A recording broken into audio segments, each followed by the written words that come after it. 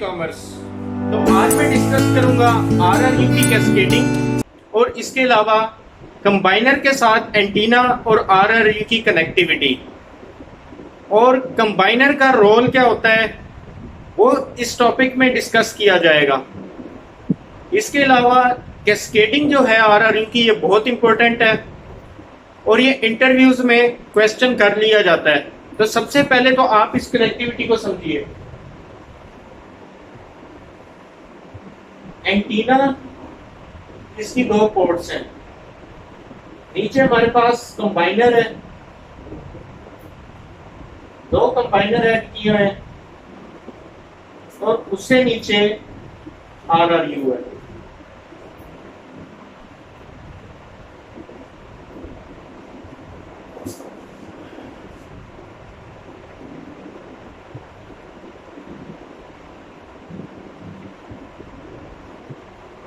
Combiner की एक port 900 frequency band को तो दूसरी 1800 को सपोर्ट करती है। एक चीज में आपने कंफ्यूज नहीं होना, कंबाइनर और स्प्लिटर में, स्प्लिटर और कंबाइनर दोनों अलग चीजें हैं। स्प्लिटर क्या करता है कि अगर हमारे पास एक पोर्ट होती है तो उससे वो डाटा दो में स्प्लिट कर सकता है।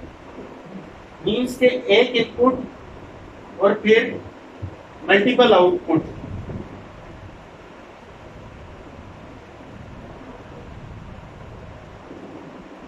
One into two, 1 into 4, 1 into 8 means के मल्टीपल में ये डाटा को सपोर्ट कर सकता है।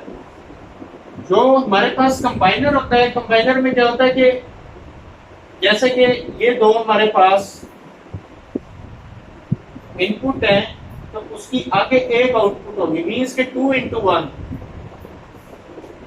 2 into 2 दो भी हो सकती हैं और 4 भी हो सकती है इसकी। मींस के नीचे भी 4 ऊपर भी 4। तो इस तरह से इसकी कनेक्टिविटी की जाती है। जैसे ये दो कंबाइनर है,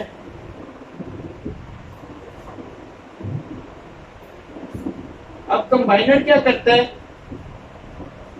कंबाइनर दो फ्रीक्वेंसीज को ऐड करता है, लेकिन वो फ्रीक्वेंसीज दोनों की डिफरेंट होती हैं। और इसकी कनेक्टिविटी कैसे होती है कि अब यहाँ पर मेरे पास दो पोर्ट्स हैं, आगे एक पोर्ट है, तो इस एक पोर्ट से जंपर निकलता है, एंटीना 1 में लगता है, फिर दूसरा जंपर इसकी एंटीना 2 में लगता है। अब इसके नीचे जो RRU है उसकी पहली पोर्ट यूज होती है AISG की होती है, जहां से हम रिमोट इलेक्ट्रिक फील्ड की मोटर को कनेक्ट करते हैं।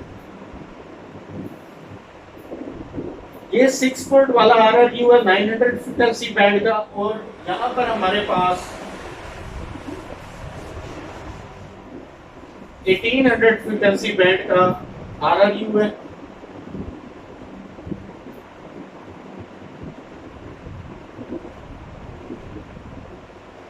और इसकी भी पहली पोर्ट AISG।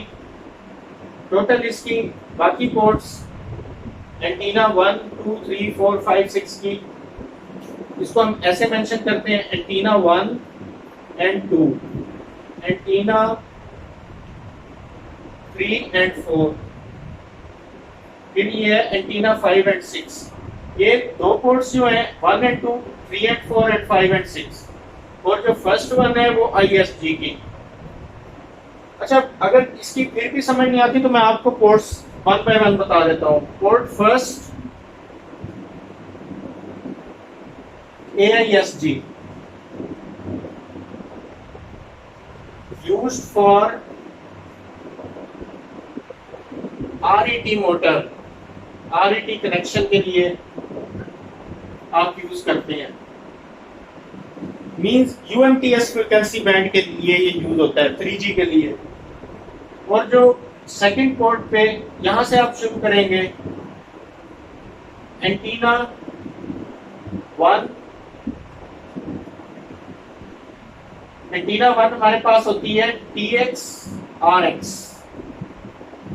अच्छा, उसके बाद थर्ड पोर्ट हमारे पास होती है एंटीना 2, जो होती है जस्ट RX। फिर आए फोर्थ पे, तो हमारे पास होती है एंटीना 3, जो है TX और RX मीन्स के ट्रांस एंड रिसीव दोनों को सपोर्ट करती है। और जो फिफ्थ है हमारे पास,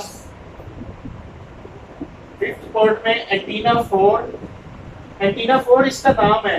ये पोर्ट्स यहाँ पे AISD फर्स्ट 1 2 3 4 5 6 7।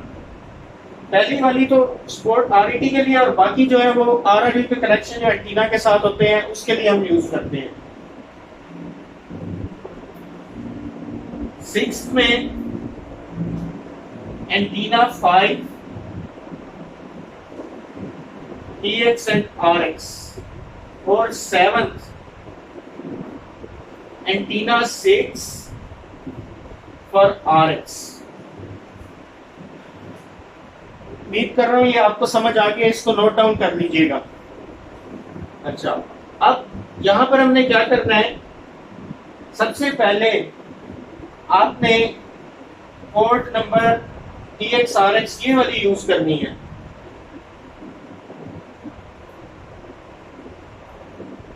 इससे आपने क्या करना है, 900 का RRU है तो इसे 900 फ्रीक्वेंसी बैंड से इस तरह जोड़ दीजिए। अब ये 1800 फ्रीक्वेंसी बैंड का, इसको आपने कैसे कनेक्ट करना है, 1800 के साथ ही कनेक्ट करना है। तो इसकी कौन सी पोर्ट आप लेंगे, एंटीना 1 और 2 की। सबसे पहले इस पोर्ट को लें और इसको कनेक्ट कर दें इससे। अब ये दोनों की कनेक्टिविटी हो रही है। अब यूजर जो है वो 900 फ्रीक्वेंसी बैंड को भी और 1800 फ्रीक्वेंसी बैंड को भी इस पर अपनी सर्विसेज को यूज कर सकेंगे। अच्छा, कंबाइनर लगाने का रोल यही होता है कि एक तो फ्रीक्वेंसीज जब ऐड होती हैं तो हमारे पास यूजर्स की कनेक्टिविटी बढ़ सकती है, हम ज़्यादा यूजर्स उसमें अकोमोडेट कर सकते हैं। सपोज के अकेला 900 फ्रीक्वेंसी बैंड का RRU है हमारे पास और 900 फ्रीक्वेंसी बैंड का ही मेरे पास एंटीना है, तो उससे क्या होगा कि एक एरिया में जहाँ पर काफ़ी ज़्यादा यूजर्स हो जाएंगे, सपोज एक RRU है वो सपोर्ट कर रहा है 1200 यूजर्स को, जो 1200 करीब ही उस पॉपुलेशन में रह रहे हैं एंटीना के सेक्टर वाइज डायरेक्शंस में। लेकिन ऐसे होता है वो 1200 जो है कंप्लीट हो जाते हैं। अब जब 1201 नंबर पे या 1202 मीन्स के ये लोग कोई नंबर मिलाते हैं कॉल के लिए या मैसेज के लिए, उनका यह मैसेज नहीं जाता। अगर कॉल करते हैं तो कॉल भी रिसीव नहीं हो रही होती दूसरे एंड पे, तो उसका मतलब यही होता है कि RRU के पास यूजर्स पूरे हो गए हैं, अब नेक्स्ट उसके पास गुंजाइश नहीं है। तो कंबाइनर लगाने का यही फंक्शन होता है कि हम लोग सिग्नल्स को जैसे ही एडिशन उसमें करते हैं फ्रीक्वेंसी बैंड ऐड करने की वजह से, तो उसमें ज़्यादा यूजर्स अकोमोडेट हो जाते हैं। अच्छा, अब RRU कैस्केड कैसे करते हैं वो मैं आपको बताता हूँ।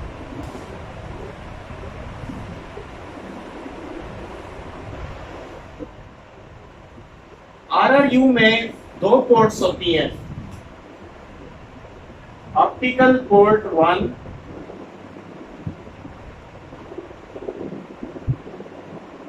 ऑप्टिकल पोर्ट 2, तो वो इधर है OPT 1 and OPT 2। Same like मेरे पास एक दूसरा RRU है,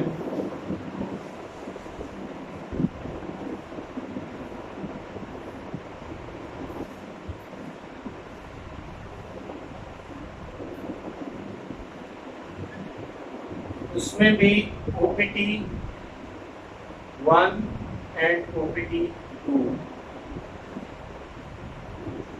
अब मैंने इनको ऐड करना है, तो इसमें मैं क्या करूंगा कि एक को मैं रखूंगा मास्टर और दूसरे को स्लेव।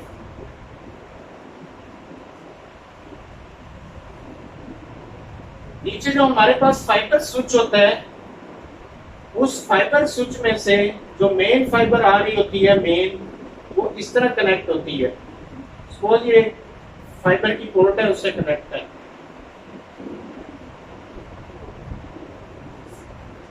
लेकिन जो जो कैस्केडिंग कर रहे होते हैं, कैस्केडिंग में जो हमारे पास स्लेव RRU होता है उसे हम डायरेक्ट इससे फाइबर सूट से कनेक्ट नहीं करते। उसे हम कैसे कनेक्ट करते हैं, उसकी जो दूसरी पोर्ट होती है ऑप्टिकल पोर्ट 2, उसे कनेक्ट कर देते हैं ऑप्टिकल पोर्ट 1 से, और उसके बाद हम इसको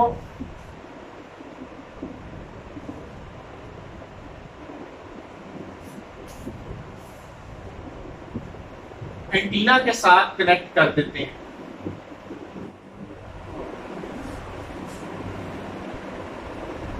सेक्टर 1 एंटीना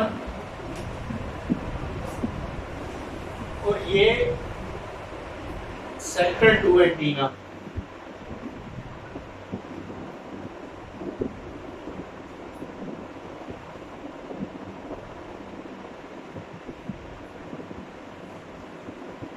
अब मास्टर और स्लेव का आपको फर्क पता लग गया होगा कि इसकी फाइबर जो है वो डायरेक्ट फाइबर सूट से नहीं आती। पहले RRU जो मास्टर हम रखते हैं उसकी OPT2 जो पोर्ट स्लॉट होती है हमारे पास, उससे हम 1 को कनेक्ट करते हैं। This is called RRU cascading. और अगले टॉपिक्स में मैं आपको ये भी बताऊंगा कि RET को अगर आप कैस्केड करना चाहें तो कैसे करते हैं। उम्मीद करता हूँ ये आपको समझ आया है। अगर कोई क्वेश्चन है तो कमेंट्स में लाजमी पूछिए।